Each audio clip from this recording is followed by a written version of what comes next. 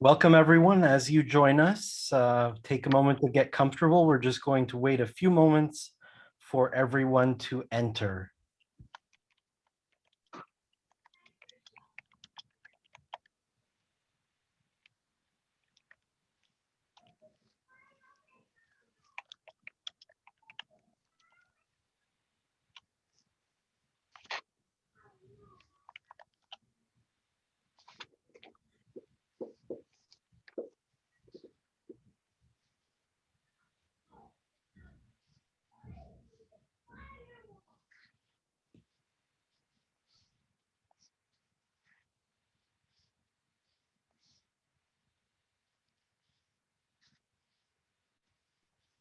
If you've just joined us, please take a moment to get comfortable. We will be starting in just a moment.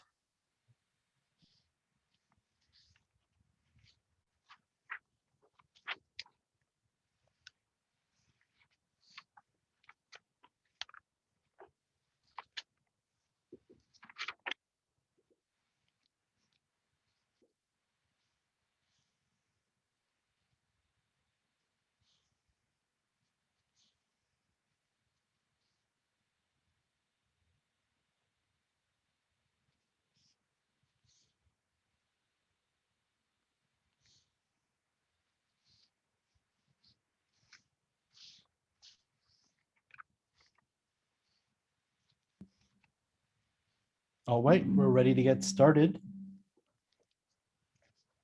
Welcome everyone, bienvenue. Je m'appelle Carola Weil and I am Dean of Continuing Studies here at McGill University, and I'm delighted to welcome everyone and wish you a very happy International Women's Day. This is a one day that we honor and respect our women, but it is not the only day.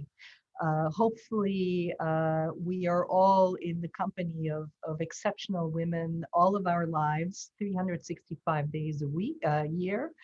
And but we are taking today as an opportunity to really focus on what women have accomplished, continue to accomplish, and the importance of questions around gender parity that many of us continue to consider and deal with in our daily lives.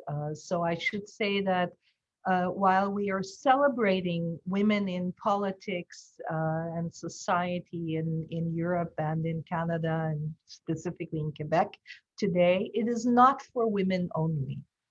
What happens to women, as we have seen, particularly during the current pandemic, has an impact on everyone. It has an effect on society as a whole. And I think you will find that our presenters today, our panelists, will have much to say about the value of gender equity and gender parity as a core element of a healthy society for today and for the future. I would like to just take a moment to introduce our panelists, but before I do so, a few housekeeping items. If you could keep yourself on mute for if you are not currently speaking, that would be great. In addition, we do have a Q&A function, and we ask that when you would like to ask a question, please post it in the Q&A function, and your questions will be taken either in live, or we will respond to them in writing as soon as we can. We are expecting a very full crowd for this event. We're delighted to see so many of you join us. I also would like to thank not only my team that has helped put this event together, but I am especially delighted that the School of Continuing Studies can co-host this event with the Jean Monnet Centre Montréal, which is a joint venture between McGill University and Université de Montréal. And we are particularly grateful for support that has been given to this program by the European Union, and Erasmus to support the activities of Jean Monnet. And you will hear more about Jean Monnet, the work of the Jean Monnet Center shortly from my partner en crime, in this case, Maria Popova. Let me just say a brief word about our panelists before we continue. I am very delighted to welcome today three incredibly accomplished and distinguished women who will share with you some of their histories as well in the conversation that we are about to have. But it gives me great pleasure to welcome and introduce to you Madame Sophie Lagotte, the Consul General of France to Montreal. Madame Lagotte has been here since 2019. She has a very long and extensive experience in European affairs in the European Union, both as a member of the Directorate for the European Union at the Ministry of Foreign Affairs, where she was in charge of Justice and Interior Affairs. She also has served in the European Union in Brussels as a permanent representative of France, where she was appointed negotiator for climate and environment, as well as handling issues of domestic trade and economic affairs. She also has coordinated the team that was in charge of EU's internal policies related to social affairs, agriculture, competitiveness, and culture, among other issue areas. She has served as head of the press department and political officer with the French embassy in Israel. And prior to coming to Montreal, she served as deputy head of the cabinet for the Minister of European Affairs and political advisor on European affairs in the Ministry of Foreign Affairs in France. She is joined by Dr. Catherine Misera-Lang. Willkommen. Vielen Dank, dass Sie uns heute etwas von Ihrer Zeit geben konnten. Dr. Catherine Misera-Lang is Consul General of the Federal Republic of Germany in Montreal, a position that she and her husband, Dr. Lang, have held since 2017. This is a position that they are sharing. It is a fascinating example of gender parity, and I believe the only case of this kind, if I am correct, in the German Foreign Ministry at this time. So we look forward to hearing a little bit more about that as well. Dr. Misera-Lang has been posted to positions in the Foreign Ministry of Germany in Singapore and Turkey. She has also worked in senior positions in the departments for culture and communication, as well as the political department of the Federal Foreign Office in Berlin. Dr. Misera-Lang holds a doctorate in public law. Last but not least at all, I'm delighted to welcome Elisa Valentin, who is coming to us today from my hometown of Munich in Germany, and we're delighted to welcome you. Willkommen, bienvenue. She has served as Delegate General of Quebec in Munich since last summer. A very interesting time to begin any new position, I can imagine. She previously served as Director of Europe and European Institutions at the Ministry of International Relations and La Francophonie in Quebec, a position that she held since 2016.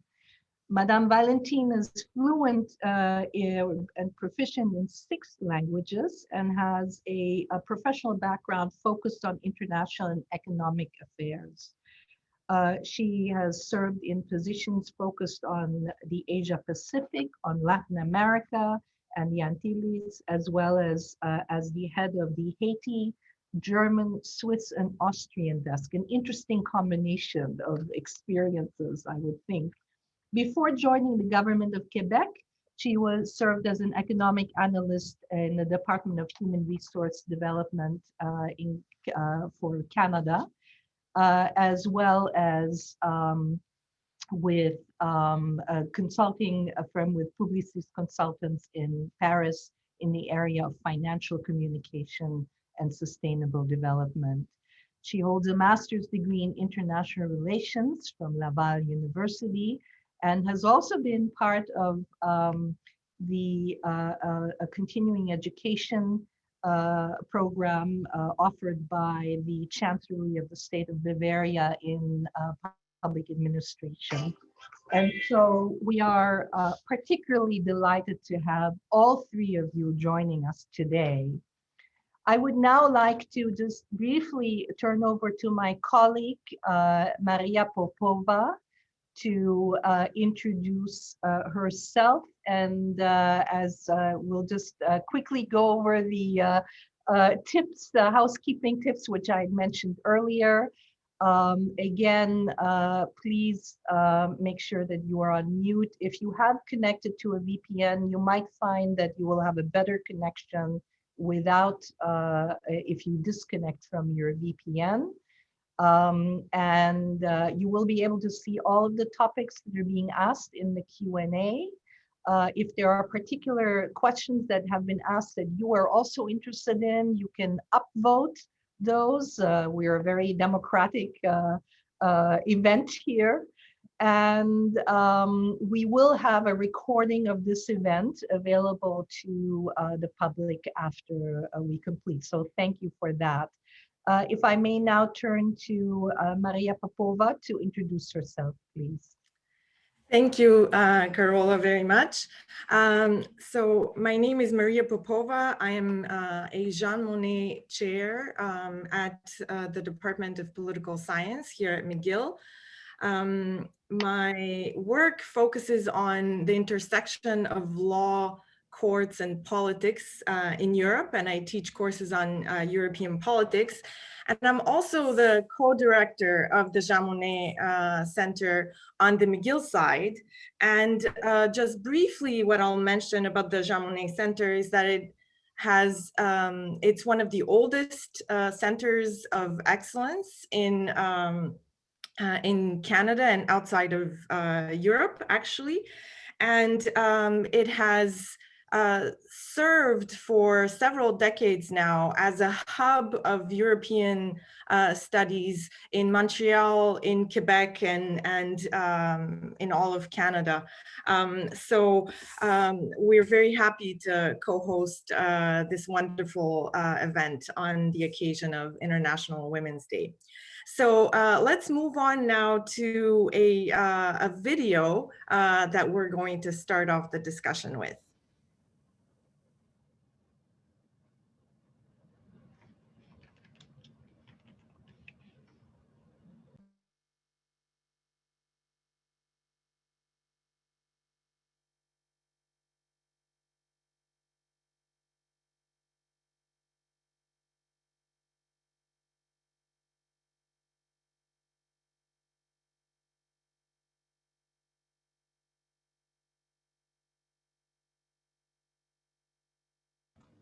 Sorry, we're trying to get the sound going.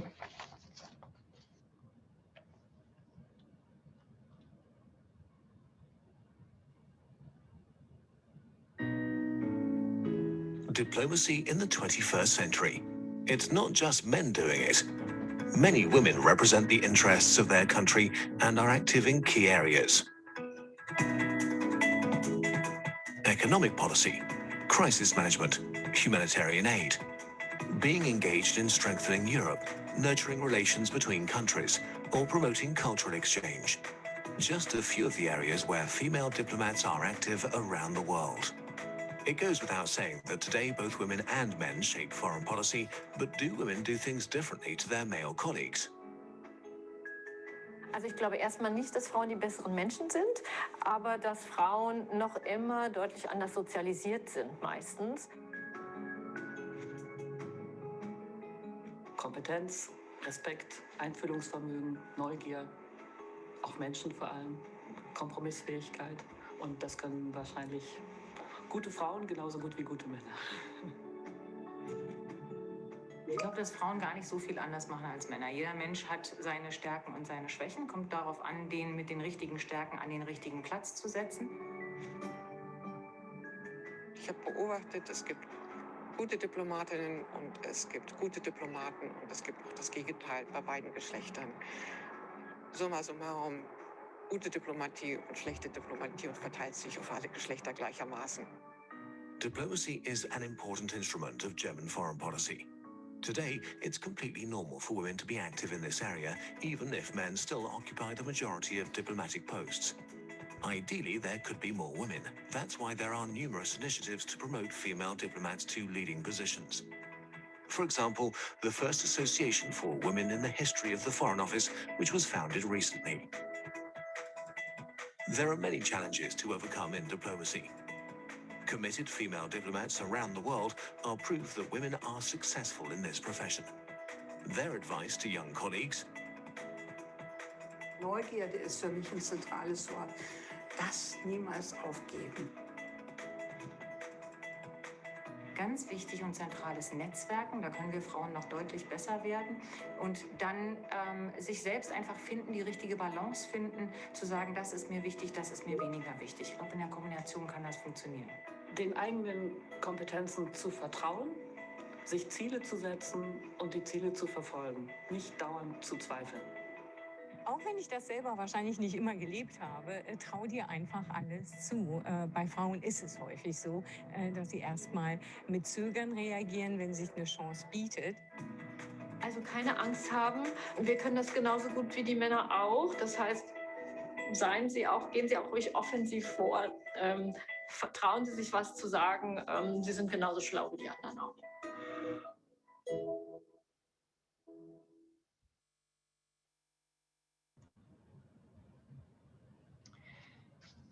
So with this very inspirational message from the German Foreign Office in mind, I would like to open up our conversation and ask Consul General Misera Lang to perhaps start us off on the following question. I invite our fellow participants to weigh in after with any other thoughts that you might have in addition.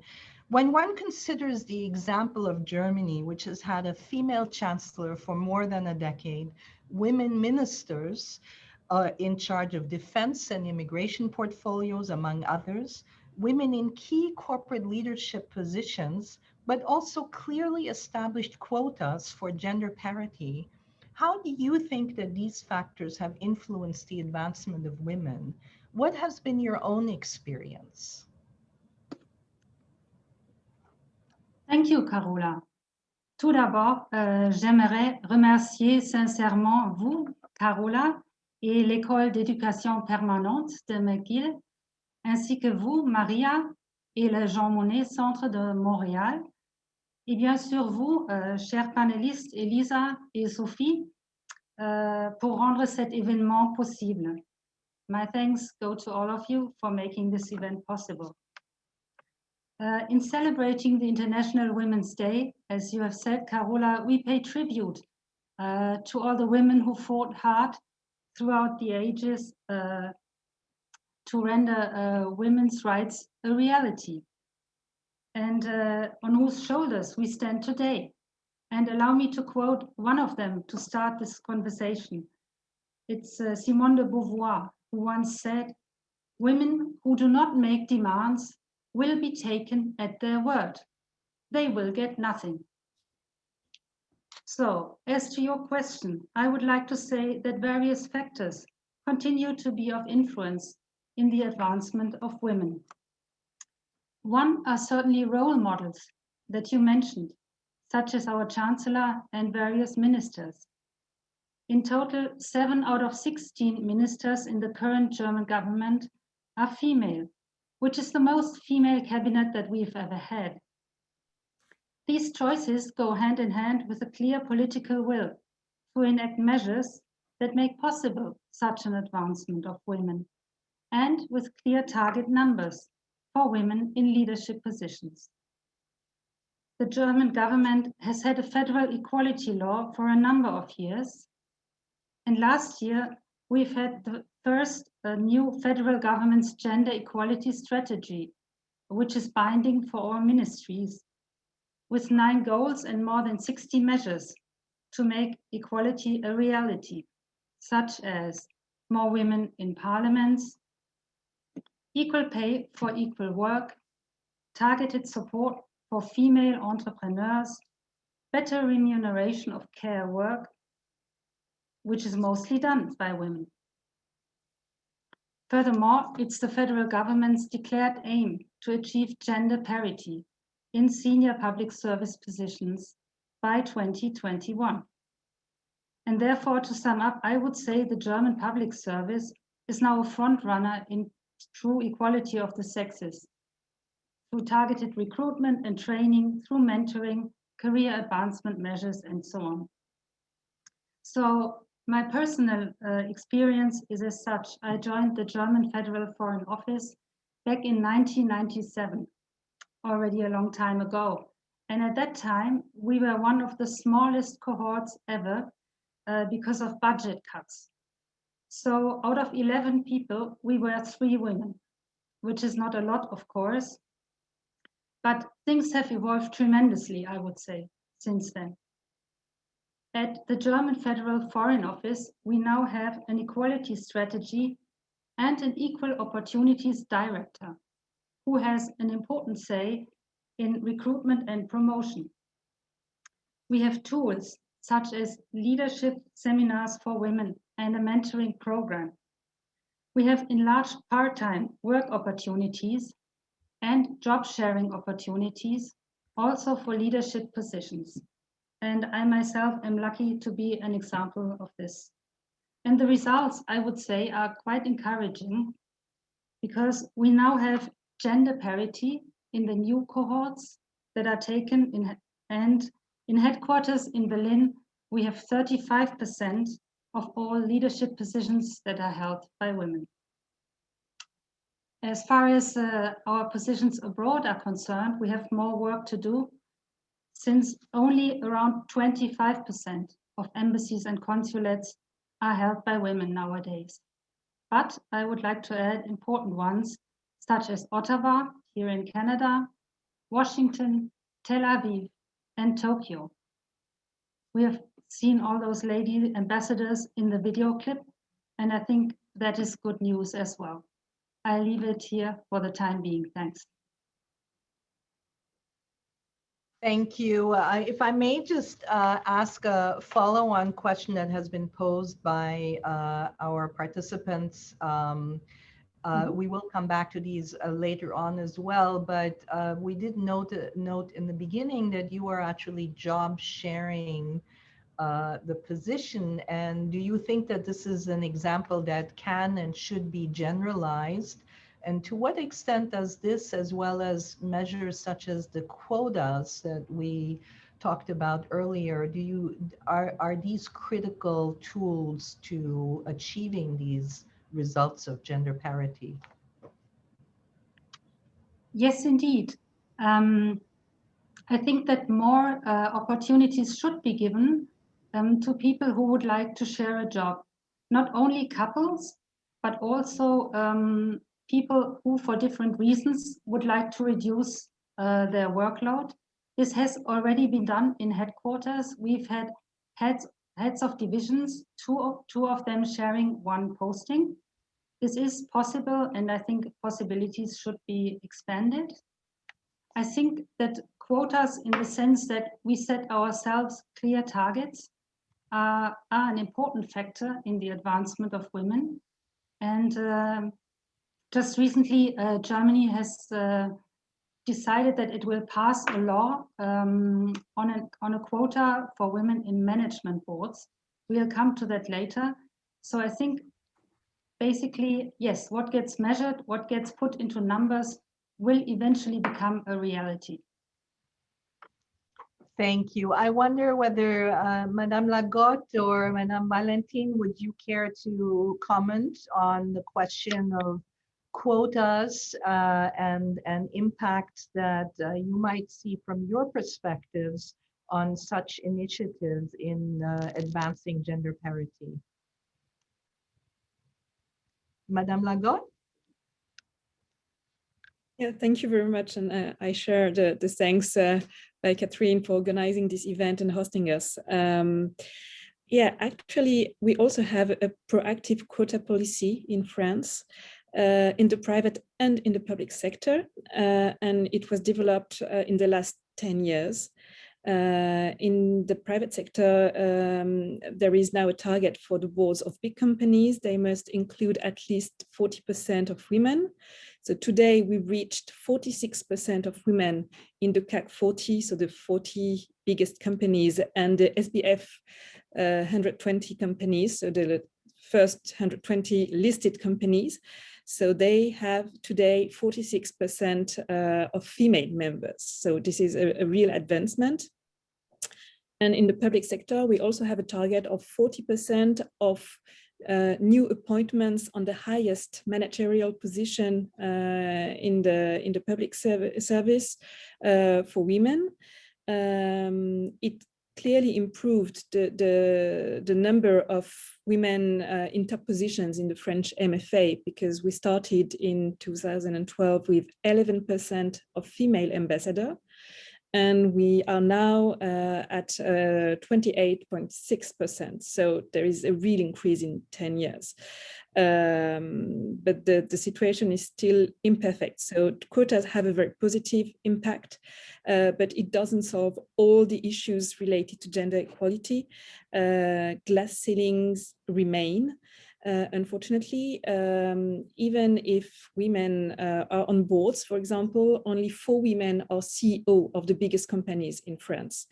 And in the MFA, some prestigious positions were never held by women, like Secretary General, Ambassador to the United States, or Political Director, for example.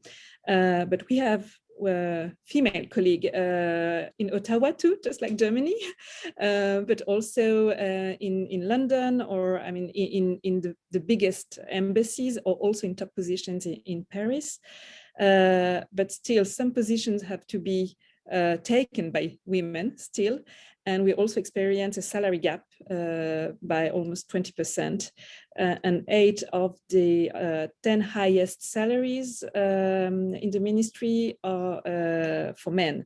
So we see that quotas do have a positive impact, but still a long way to go to achieve full equality. Thank you. Madame Valentine, would you like to add anything? And of course, please feel free also to respond in French. We are conducting this as a seminar bilingue, so please, however you feel comfortable in replying. OK, thank you very much, Carola. Oui, j'aimerais peut-être ajouter quelques faits, quelques chiffres du côté du Québec et du Canada dans son ensemble. Comme vous le savez, le Canada a eu son premier ministre femme déjà en 1993 avec Kim Campbell. Nous avons eu au Québec une première ministre femme aussi. Mais surtout, ce que j'aimerais souligner, c'est qu'il y a vraiment une volonté de la part de tous les gouvernements au pouvoir dans les dernières années d'avoir des conseils des ministres paritaires et des portefeuilles clés qui ont été confiés à des femmes, qu'il s'agisse d'économie, d'éducation, d'immigration. Il reste bien entendu, comme partout, une marge de progression, mais présentement, l'environnement politique au Québec, nous pouvons souligner qu'il y a 55 députés de l'Assemblée nationale qui sont femmes, donc qui représentent 44% des élus. Il y a 43% des ministres qui sont des femmes, dont la vice-première ministre. Et dans la fonction publique, le pourcentage des femmes est aussi de presque 60%. À l'échelle internationale, nous sommes, et je m'inclus là-dedans, nous sommes 45% des femmes qui sont à la tête des représentations du Québec dans le monde. Donc, nous sommes très confortablement en zone paritaire, donc nous sommes très, très heureux de ça. Comme mes collègues l'ont dit, il reste du chemin à faire. Nous ne sommes pas du tout arrivés au but, qu'il s'agisse de la situation, l'accès à l'emploi dans la société dans son ensemble, les disparités salariales. Donc, nous aurons le loisir de revenir sur ces questions plus tard. Mais c'est tout ce que j'avais à dire pour cette question. Thank you. Merci, merci beaucoup. I think we would like now to turn to another little video clip to highlight what is happening in France, and then we'll continue the conversation. If we can share the next video clip, please.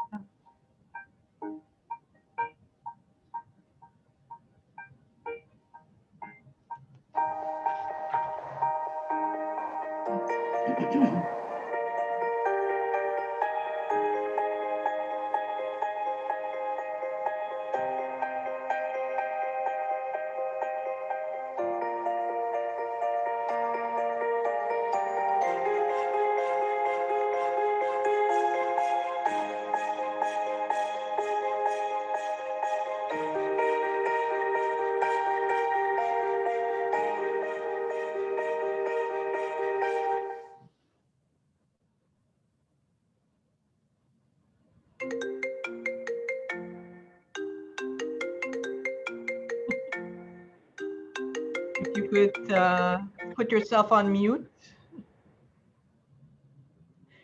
Thank you. So sorry about that. Thank you very much for sharing the clip. Madame Lagotte, the clip just mentioned to us the concept of a feminist diplomacy. And in a recent World Bank report on women, business, and law, France was actually identified as one of only 10 countries where women have equal legal standing across 8 metrics, considered critical to work-life equality. You had already mentioned some of the concerns earlier, but there are metrics around mobility, pay, parenthood, the workplace in general, marriage, entrepreneurship, and pensions. France also, as we've just seen, promotes a feminist diplomatic strategy. But it seems that there still is a long way to go to achieve a true culture de l'égalité. What do you think accounts for both the successes but also the persistence of these barriers that you had identified earlier to gender equality?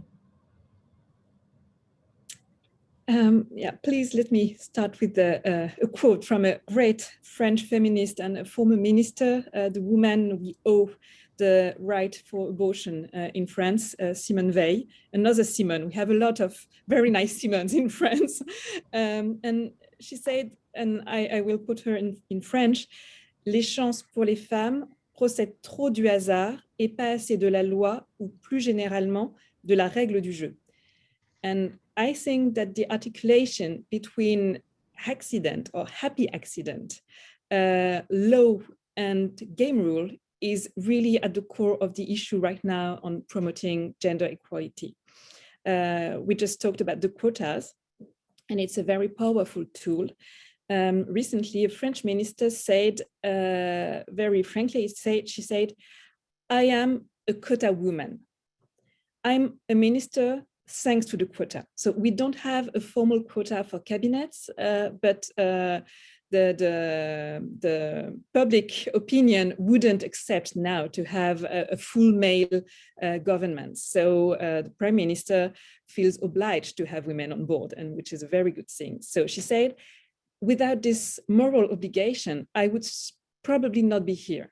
I wouldn't have been called because they would have thought of many men before thinking of me. But because they had to think of a female name, they came to my name. And I'm not less legitimate than anybody else, but just it gave me the opportunity to show that I am able to take this position. And I found that very interesting. And it shows how targets help improving the situation, and it sets model. And admiring Germany for having a female chancellor. And I'm sure it's also very powerful for young girls to see what women can achieve, to have a woman in such a position. So I'm hoping for a female president, maybe for France in the coming years, without any political background on that. But just, I think it's very important to see what women can do. And actually, you mentioned the legal equality. And yes, we achieved equality in the last decades in France. There is no more legal discrimination based on gender in our legislation. But still, we have a long way to go to achieve real gender balance.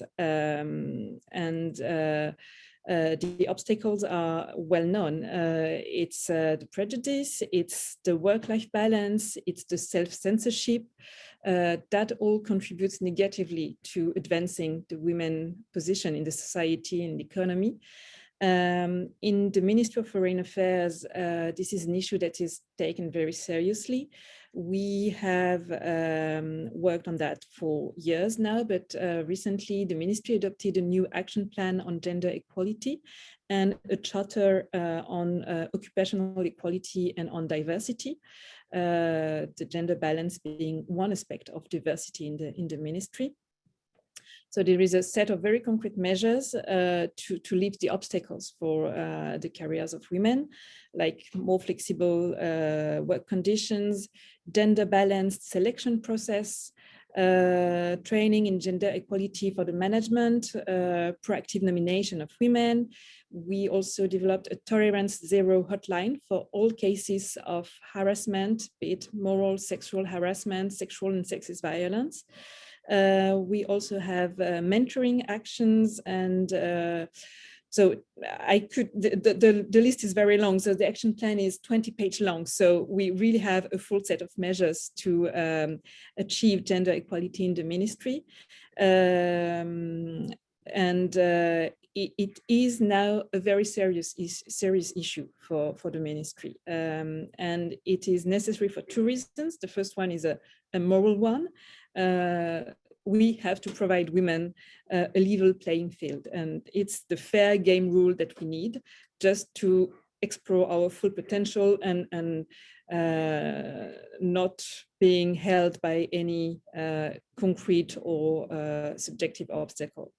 And the other reason is also the necessity of I would say, practice what you preach or lead by example. And I mentioned since 2018, France is developing a feminist diplomacy. We have an international strategy on gender equality for the years 2018 to 2022 to improve the situation of women everywhere in the world. Be it fighting poverty, the impact on women of conflicts, climate change, sexual and reproductive health and rights. So it's all issues concerning women. And we are developing concrete actions to support women. For example, the support fund for feminist organizations worldwide. So in 3 years, we will devote 120 million euros to help feminist organizations outside France, because in many countries, those organizations face major difficulties to exist and to develop their policies. So they need financial and also political support. So that's what we are doing. It's a strong action to advance women's rights everywhere. It will be for us, the equal rights will be the grande cause du quinquennat. So this is the major cause for the 5 years of the current presidency. Next summer, we will organize the Generation Equality Forum together with the UN and with Mexico. And 25 years after the Peking Declaration, it will be the opportunity to for the states, but also for civil society, for businesses, for international organizations to make new commitments, because the cause of women still needs to be promoted and defended. Merci beaucoup. I have to say, when you mentioned the 1995 Peking Declaration, I was there, and I have a poster outside my office that says gender equality by the year 2000. We're a little behind schedule, but I'm glad to see that we're catching up. So merci beaucoup. I wonder if we could turn a little bit to subnational strategies and look at what has happened at the regional and provincial level. As is the case across all of the European Union, Quebec has offered some very interesting examples of leading within Canada some very proactive approaches to gender parity and gender equity. And Quebec at this time is a leader, I would say, in Canada in its commitment to gender equity across all sectors of society. And yet we find that women still are overrepresented in certain professions, particularly those that are now negatively impacted through the pandemic. So we've been speaking about a she session that has disproportionately impacted women. Women are less likely to be able to return to the workforce at the same rate as male counterparts. So we are seeing that there, you've mentioned, Madame Lagotte also mentioned the issue of payment parity and equity. I wonder, Madame Valentine, if you could perhaps speak a little bit to the challenges that we face economically, not just politically, to ensuring true gender equity from the perspective of Quebec, and are there things that have been working or that perhaps are not working as well from your perspective, where we need to really think about how do we reconcile the contradictions between a strong feminist policy and advocacy and the reality on the ground? Thank you, Carol. It's a really big question. I try to answer.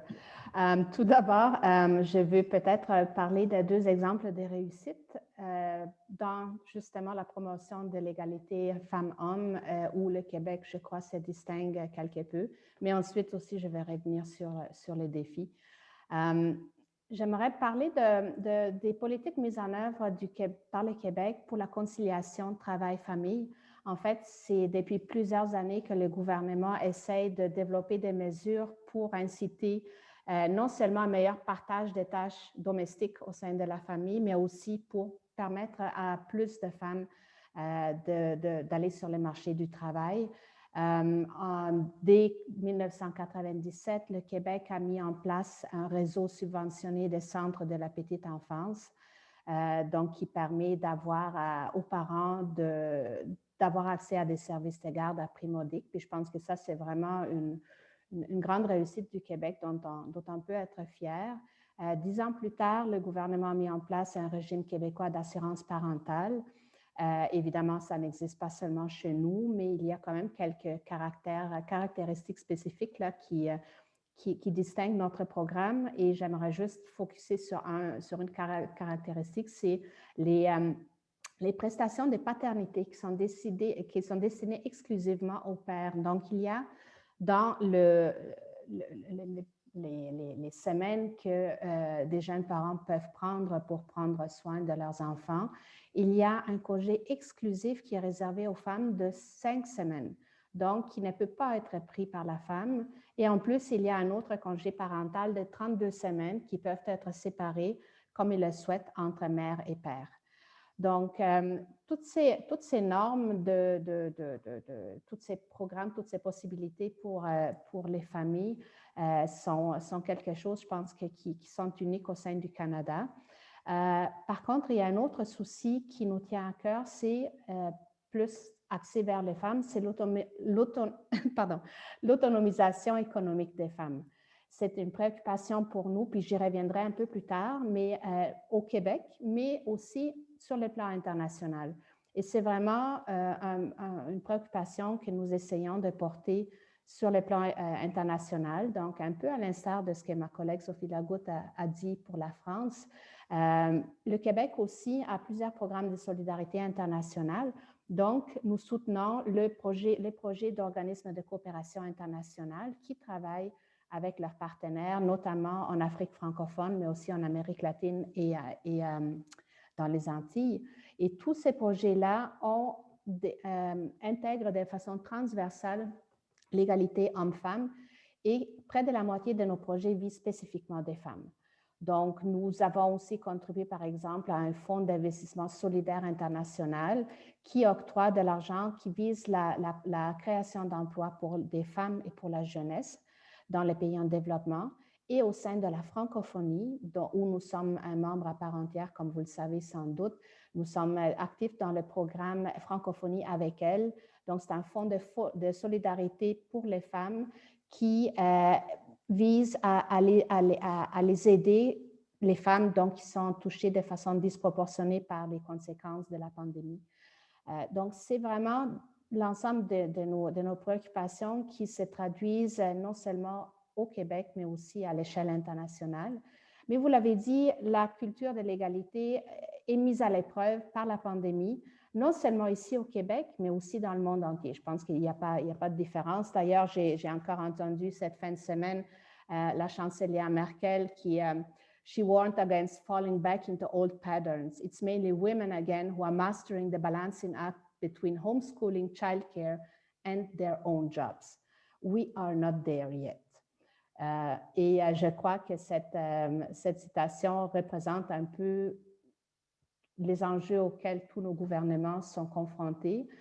Oui, les femmes ont subi de manière disproportionnée les effets de la crise chez nous au Québec, dans le monde entier. Il faut dire aussi que la femme accomplit encore 70% des tâches domestiques, de soins aux enfants. C'est elles qui prennent, avec les mesures de confinement, prennent plus de responsabilités, travaillent davantage d'heures, en fait en moyenne 1 heure par jour de plus que les hommes pour s'occuper de la famille, de l'organisation des tâches, sont aussi plus nombreuses que les hommes à devoir s'absenter du travail, donc ce qui a un impact évidemment aussi là, sur leur présence, sur la présence sur le marché du travail, sur leur revenu d'emploi. Ce qui est intéressant à dire, c'est que juste avant l'explosion de la crise liée à la COVID, nous avions atteint au Québec un taux d'emploi chez les femmes qui a atteint un sommet historique. Il était à 75%, presque 75%, donc vraiment très proche du taux d'emploi des hommes qui était à 77%. Et c'est la même chose du salaire horaire moyen des femmes qui, en 2020, a atteint 91,8% de celui des hommes. Donc, on s'approche encore parce que je crois que on a du chemin à faire, mais aussi la pandémie a beaucoup ralenti, je pense, nos efforts dans le monde entier, mais nous sommes en train, j'espère, de voir un peu une amélioration de cette situation-là. Et j'ai parlé de l'autonomisation économique des femmes et c'est justement la toute dernière politique qui vient être dévoilée aujourd'hui de notre ministre Isabelle Charest, qui est la ministre responsable de la condition féminine et qui a dévoilé aujourd'hui même un plan pour contrer les impacts de la pandémie sur les femmes pour leur permettre de bénéficier de la reprise économique. Donc, ça s'appelle le plan d'action pour contrer les impacts sur les femmes en contexte de pandémie. On a réservé 23 millions de dollars pour une année pour mettre en place différentes mesures donc, qui contribuent, entre autres, à la autonomisation économique des femmes, mais aussi pour identifier les différents impacts selon l'analyse différenciée selon les sexes sur les femmes, aider à appuyer la conciliation travail-famille, études aussi, pour permettre aux femmes qui auraient perdu leur emploi à se requalifier, à réintégrer le marché du travail.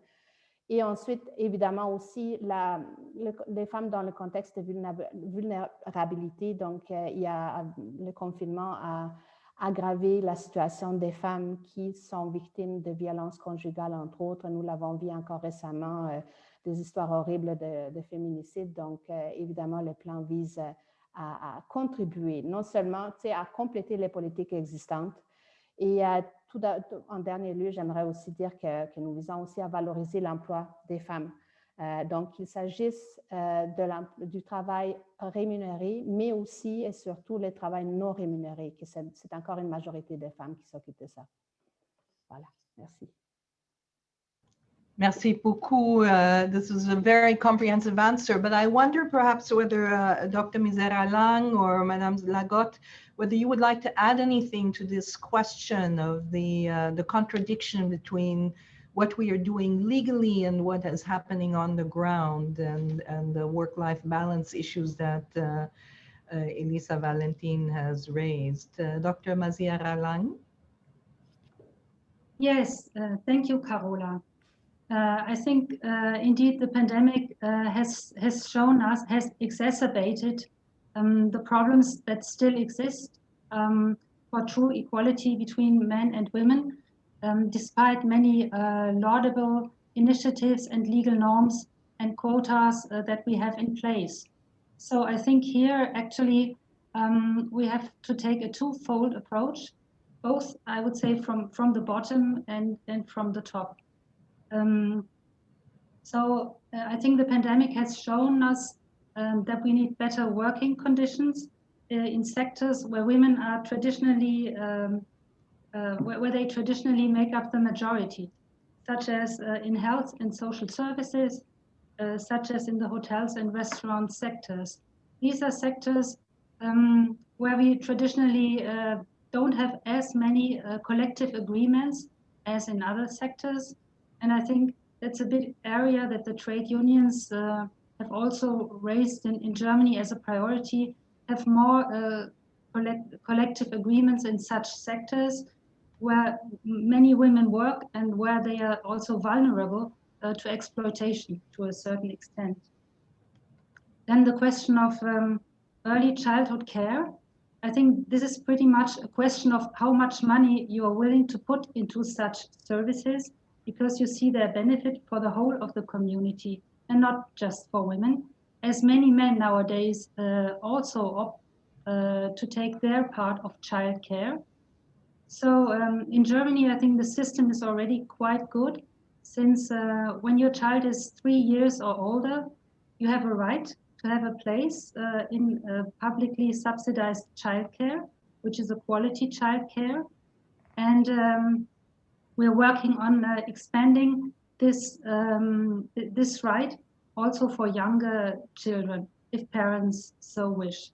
So there, it's just a question of putting more money into these sectors. And then finally, I think we need the leading examples also.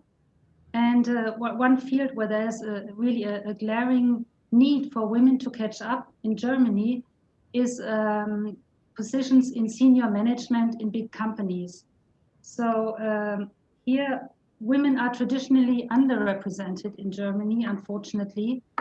There are studies about the management boards compositions of the 160 big German companies where women only make up about 10%. And this situation has not changed during the last 10 years, even though we have had self-obligations by German companies to change it. So this has shown us that we need to come up with new initiatives. And after a long fight of female politicians and women in business, across the board of all political parties, by the way, the situation is now finally changing. So the first step was taken 5 years ago, and a women's quota of 30% was introduced for women on supervisory boards of big German companies. And this has in fact been a real game changer, I would say, as we now have around 35% of women in supervisory boards in big German companies. So the quota has even been more than fulfilled. And we know that studies have shown that companies will be more profitable if their boards are more gender equality based, more diverse also. The second step that is brand new, so to say, is that the German government is now planning to introduce a women's quota also on the management boards of big companies, where the actual strategic decisions are taken. And when this will become law in the course of this year, boards in big German companies with 3 or more members will have to include a woman as soon as a position becomes vacant. And this will mean a significant change for more than 70 big German companies. And with regard to the more than 100 public companies, the quota will be even stricter. I'm talking here of companies such as the public health assurances, the job centers, and so on. So 1 out of 3 positions in senior management will have to be filled by a woman. Now, this is really a landmark initiative that has also made headlines in international news as well. Just to conclude, also to do justice to the German companies, we do have some big companies that are leading the way, such as the IT and communications company SAP, who has also got a big office here in Montreal. They recently moved to Place Ville-Marie. SAP Labs here in Canada has more than 900 employees, and they have a declared goal to achieve gender parity in 2030. And I think that's a good example. And I think that's an example for other companies also who will follow. Thank you. Thank you very much. Madame Lagotte, would you like to add anything to that before we open it up to general questions?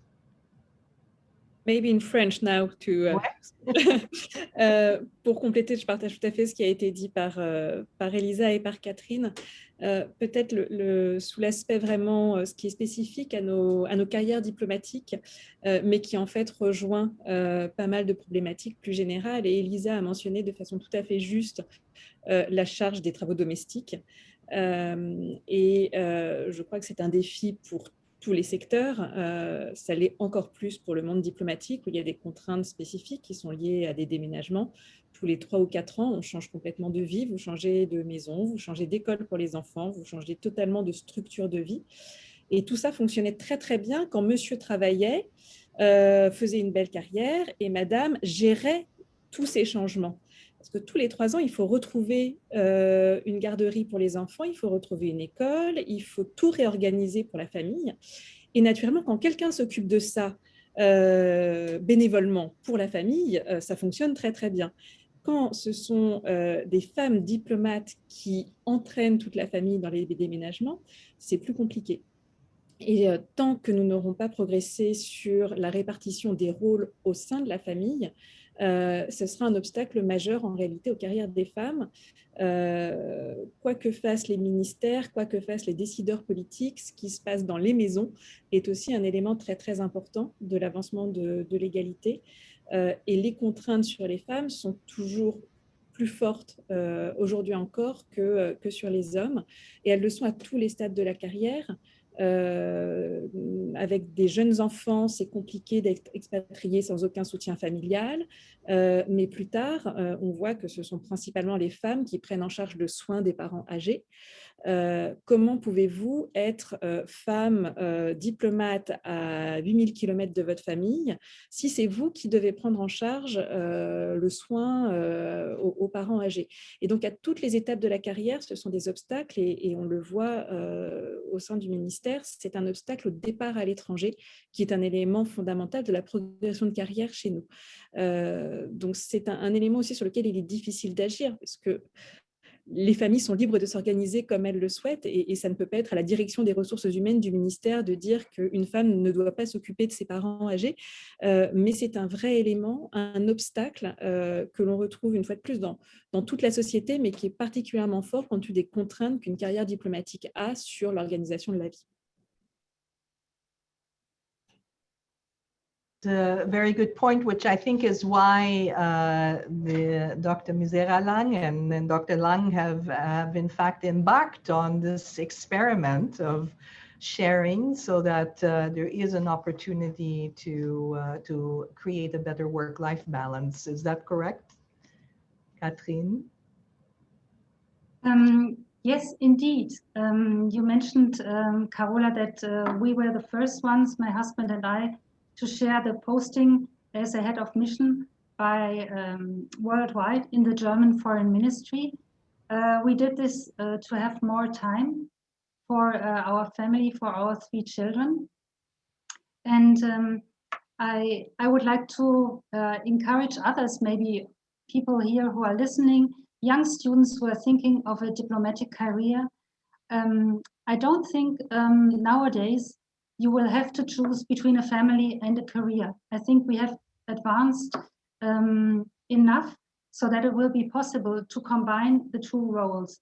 And where it's not possible, you can find networks, or you can try to build up networks, join existing networks, seek for people mentoring you, and simply make your voice heard if you want to combine family life and business work life better. Only if we take use of the opportunities that exist, and if we make our voices heard, things will change.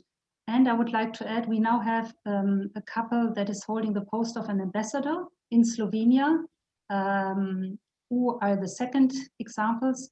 So I'm confident that more examples will pop up in the German Foreign Service.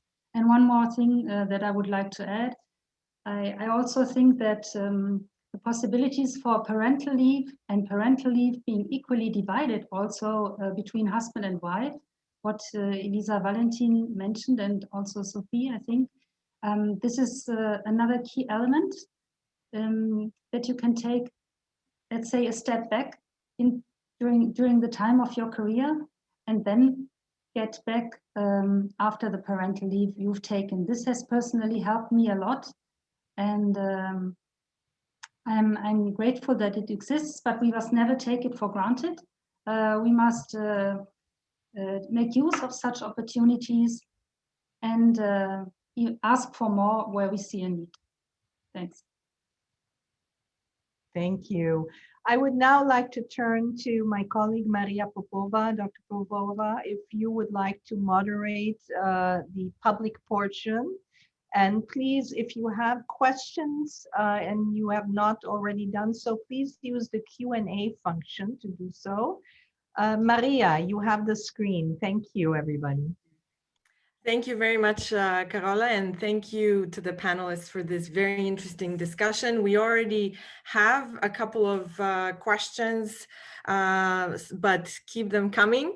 The first question that I'd like to ask on behalf of Lorraine Antonio is a question about whether the education you had to pursue in order to be employed in public service, whether you felt that you had to study more, prepare more, have more experience than your male peers to be considered for the same job. Did you have to work harder for this, for where you are? What's your perception? And it's a question to all 3 panelists, whoever wants to tackle it first.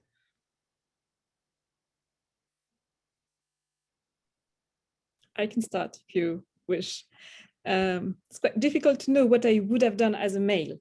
So I don't know if I had worked less or differently, or if working hard is just in my nature, independent from my gender, or if it's a gender bias. But definitely, I think you have to prove every day that you worth your position. But I don't know if it's something really expected from women, or if we do impose that on ourselves, especially with the quota. When you know that your nomination is at least partly due to an obligation to have women nominated, okay, am I really legitimate to be where I am? If not, I have to prove it twice. So I have to work harder, yeah. But again, I don't know if it's something the system is expecting from us, or if we put that burden on our shoulders deliberately. So I really would like to hear what my colleague thinks about that, because it's an interesting topic.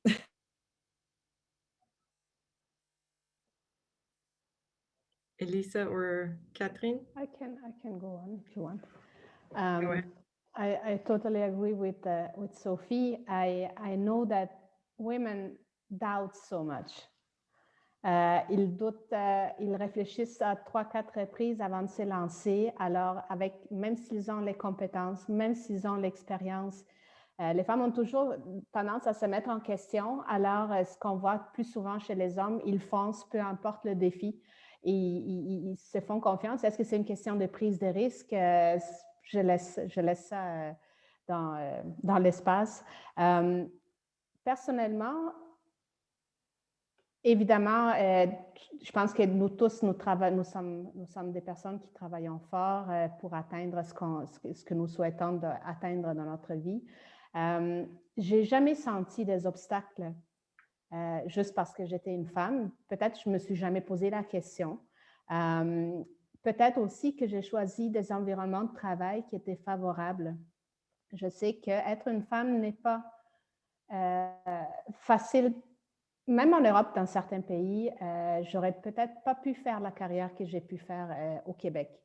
Il n'y a pas, à part les attitudes, peut-être des personnes, mais aussi les politiques qui permettent l'épanouissement des femmes. Puis c'est un peu ça que je répète à chaque fois qu'on me questionne sur mon parcours en tant que femme. Je crois que j'ai été vraiment chanceuse à pouvoir bénéficier des politiques familiales du Québec et c'est pour ça que je le répète à outrance, mais je pense que c'est les mesures qui m'ont permis d'être là où je suis maintenant.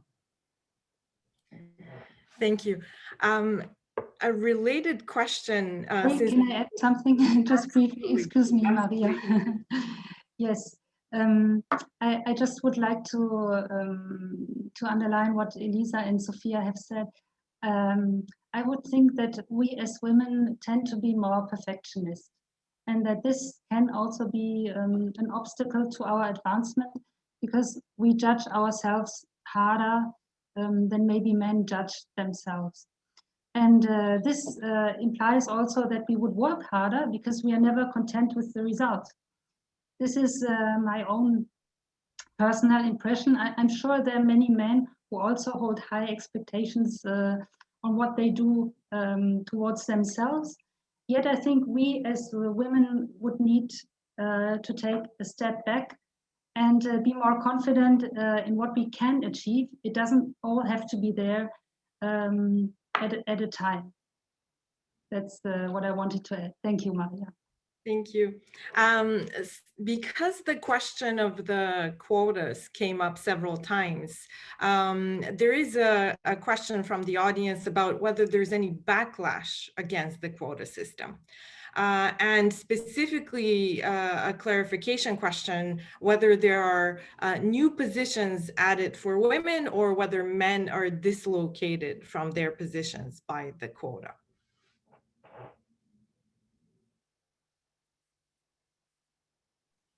Maybe I can start by mentioning again the planned law on a quota on management boards of big companies.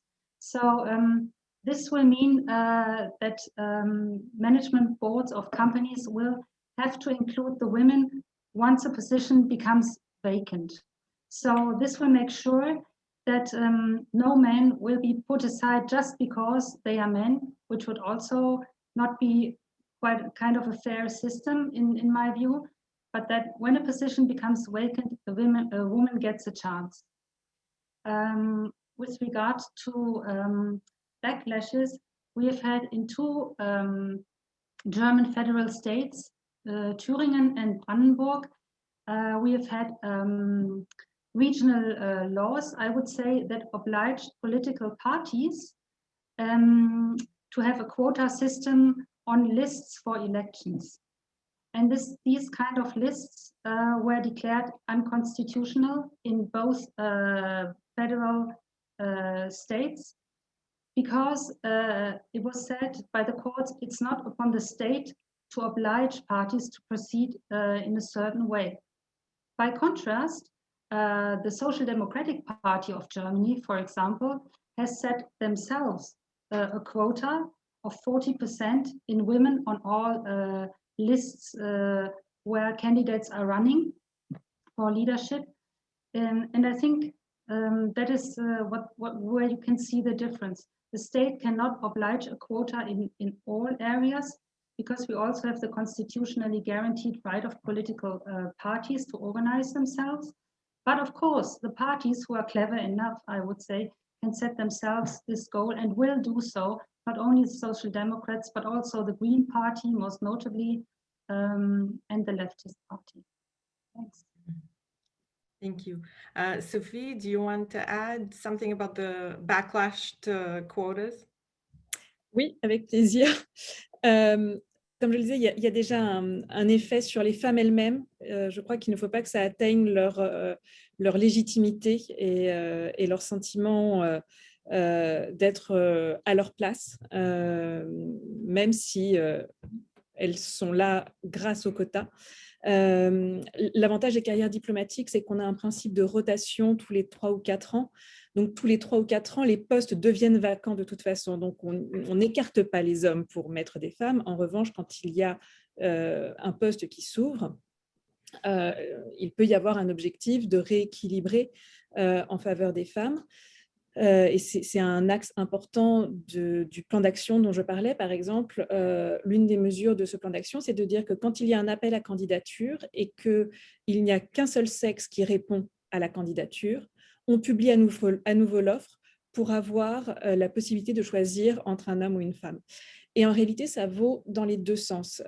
L'objectif de diversité, il vaut pour permettre la promotion des femmes, mais aussi pour ne pas cantonner les femmes à certains rôles. Une femme peut travailler dans l'informatique et à l'inverse, dans les consulats, on a des agents qui s'occupent plus particulièrement de l'accompagnement des Français en difficulté, donc il y a un rôle un peu d'assistant social. Et très souvent, ces rôles sont tenus par des femmes. Et on revient à l'idée qu'une femme prend soin a le sens de l'écoute et donc est plus capable peut-être d'occuper ces fonctions-là. Moi, je trouve que ça serait aussi agir en faveur de l'égalité que d'avoir sur ce type de poste plus souvent des hommes. Donc, ça va vraiment dans les deux sens. Et pour finir sur le backlash, c'est totalement politiquement incorrect, donc plus aucun collègue masculin, presque plus aucun collègue masculin n'ose le dire, mais nous savons que dans les couloirs, beaucoup chuchotent sur le fait que s'ils n'ont pas la carrière qu'ils méritent, c'est à cause des femmes. Et qu'on leur prend leur place, effectivement. Moi, j'ai pu constater que normalement, on fait 2 postes à l'étranger et un poste en France. Quand vous avez des collègues masculins qui sont à leur 5e poste d'ambassadeur d'affilée, c'est qu'il y a encore de la place pour les hommes et que ce n'est pas les femmes qui prennent la place d'autres hommes, forcément. Donc, je crois qu'il y a beaucoup de dialogue à avoir sur ce sujet-là. Il ne faut pas laisser naître la frustration, parce qu'après, cette frustration-là est un vrai obstacle à l'égalité et au traitement équitable entre collègues. Mais voilà, je sais que c'est un sentiment qui existe. Je crois qu'il faut qu'on prouve à chaque fois qu'une femme est nommée qu'elle le mérite. Et on en revient à la question de travailler 2 fois plus. C'est aussi pour faire taire le sentiment qu'on vole la place des hommes, un sentiment qui peut encore exister malheureusement. Thank you. Hopefully, as time goes by, everybody will get more used to this diversity, and gradually these kinds of arguments are going to be weakened simply by track record and by experience. Another question, and we have to wrap up soon, but I wanted to take the opportunity to ask this on behalf of one of the audience members. Do you think it's ever too late to enter the diplomatic career as a woman? Is this a young woman's game, or can there be a lateral move into the profession?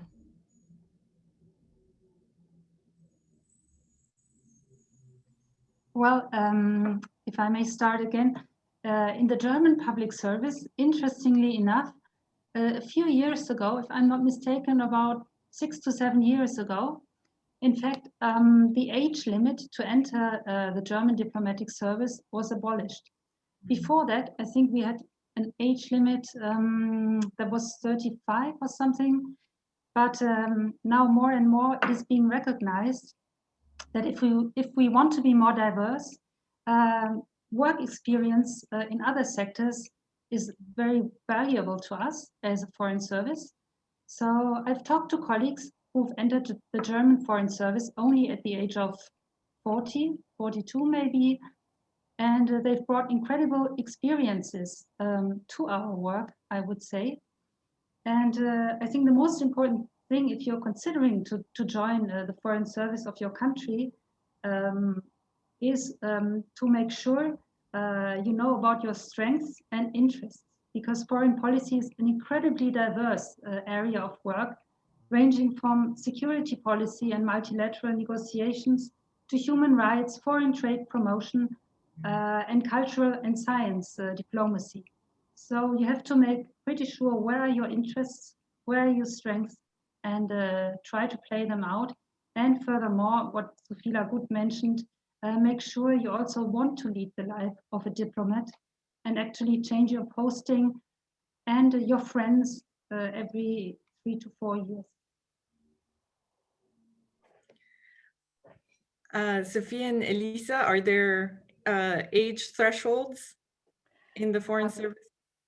If I may add something, c'est certain que le système québécois de représentation internationale ne se compare pas au service diplomatique ni de la France ni de l'Allemagne. Je crois qu'on est beaucoup plus pragmatique. On n'a pas la carrière et les échelons de carrière prédéterminés comme les grands partenaires Allemagne et France. Je dois dire que récemment, le gouvernement que nous avons présentement met beaucoup d'accent sur justement aussi la diversité des personnes qui dirigent la représentation à l'étranger et surtout leur profil économique. Évidemment, l'économie est une priorité au Québec, la reprise économique, mais aussi le rayonnement à l'étranger de cette force du Québec qui est l'entrepreneuriat, l'innovation, l'agilité aussi finalement de notre population. Donc, je dois dire que récemment, on a eu beaucoup de collègues chefs de poste qui ne viennent pas du tout du ministère des Relations internationales ou d'autres ministères à vocation internationale. Et moi, je suis un produit de cela, mais il y a beaucoup de mes collègues qui viennent, qui ont été des carrières impressionnantes dans le secteur privé, étaient PDG d'entreprise, étaient des mentors, étaient des personnes qui étaient vraiment portées à bout cette particularité québécoise aussi là, de la débrouillardise économique et de la richesse. Donc, chez nous, c'est quelque chose de peut-être plus récent, mais comme on dit en allemand, des Quereinsteiger, ça existe aussi, des personnes qui arrivent d'autres secteurs que de la fonction publique. Thank you. Sophie? Oui, nous avons exactement la même politique et c'est aussi assez récent et assez contraire à la culture qui pouvait exister d'un ministère plutôt fermé où on rentrait très jeune et on faisait toute sa carrière. Mais désormais, il y a vraiment cette idée qu'on enrichit le ministère par d'autres expériences. Par ailleurs, on voit aussi qu'il y a un phénomène d'évaporation des femmes au fur et à mesure de la carrière, notamment lié aux contraintes sur la vie personnelle que le métier de diplomate peut avoir. Et donc, s'il y a des femmes qui quittent le ministère, pour garder une approche paritaire, il faut pouvoir en intégrer. Et donc, il y a vraiment cette idée, effectivement, de donner l'opportunité à des femmes qui ont déjà une première carrière derrière elles ou plusieurs premières carrières derrière elles, d'intégrer le ministère et de pouvoir mettre à profit vraiment leur expérience et donc reconnaître la diversité de ces parcours. C'est vraiment une nouvelle orientation et j'espère qu'elle portera ses fruits rapidement parce qu'on a tout à y gagner. Thank you. So maybe we can wrap up this very interesting discussion with a last question on what advice you would give to women seeking to enter the diplomatic career today. What are the skills and also maybe sort of personality trait and predispositions that are important to a successful career in diplomacy.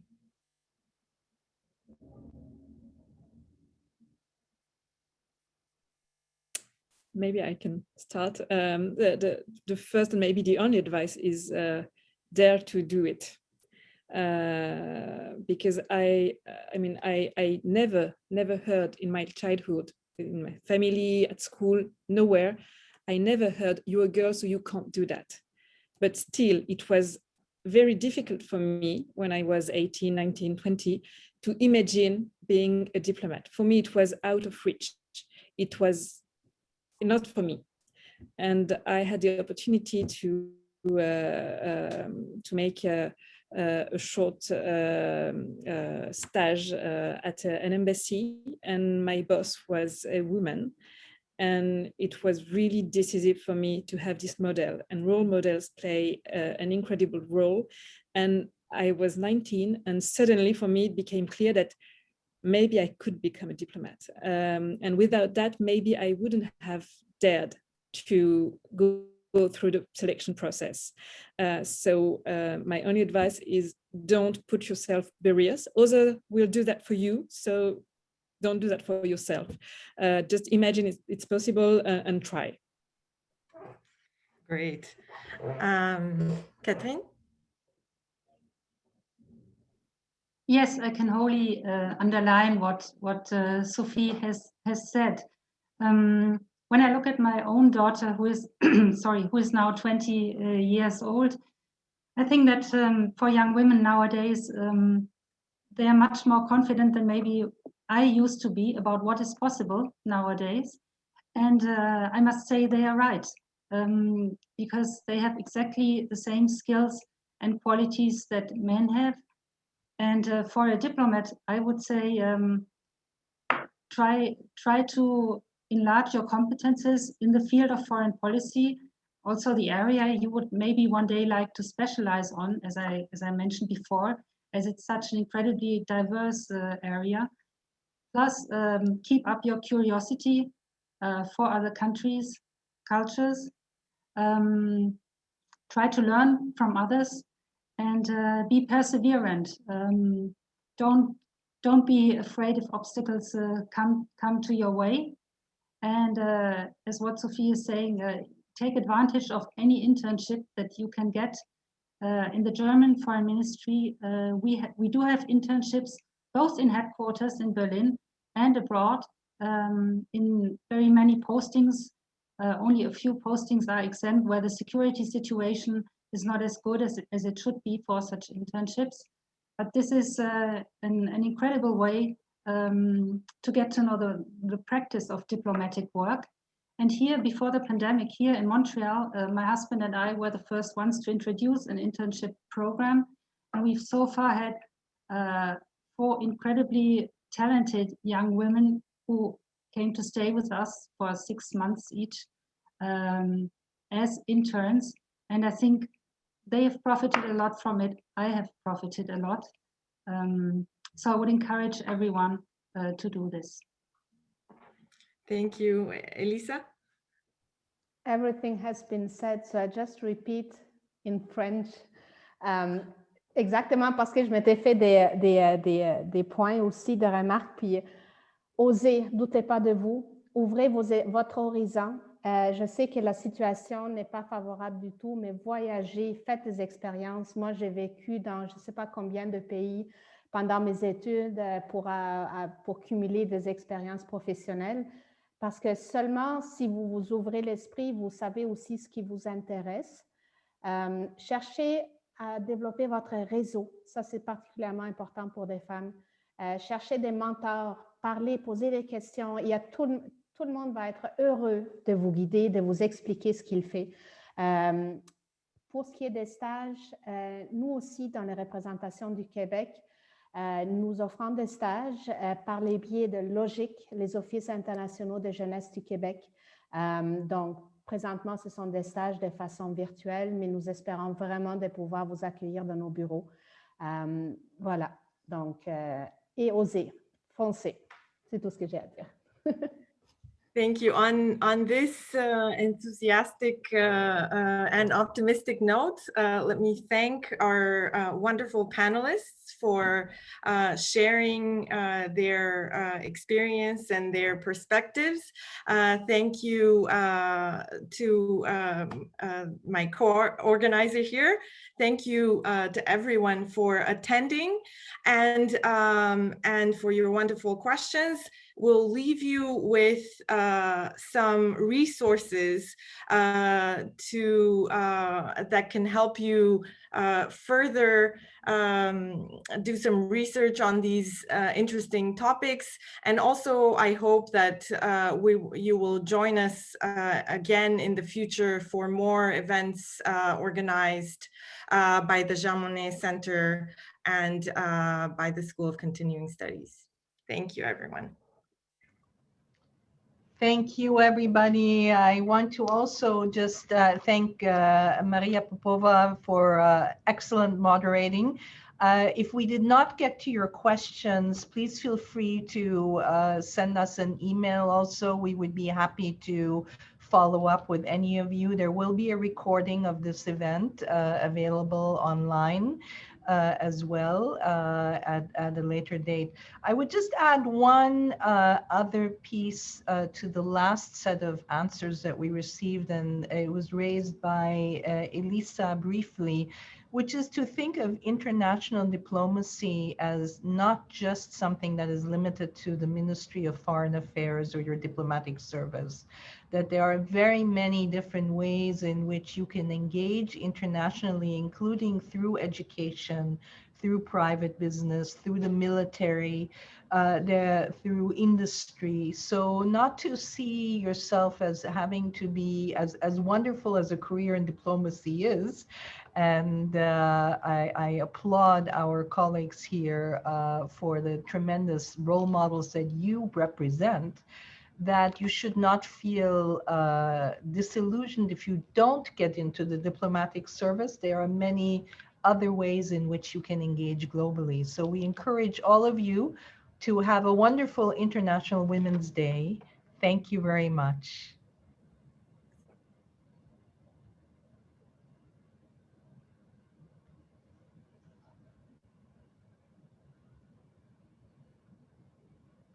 Thank you very much and goodbye. Ouais, merci beaucoup. Merci. Thank you. À la prochaine. À la prochaine. J'espère.